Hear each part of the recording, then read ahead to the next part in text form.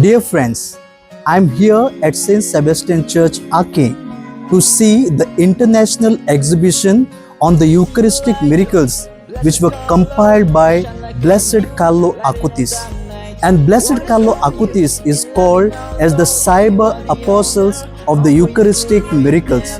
So my dear friends, it is really inspiring to come and see, because most of us don't know, and we will be able to know only when we will come and see, because it is really amazing and it is a spiritual enrichment for each one of us.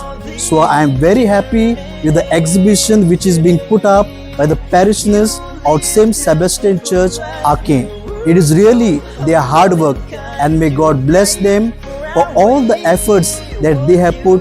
And please do come and see the exhibition, and you also get enriched by the Eucharistic miracles.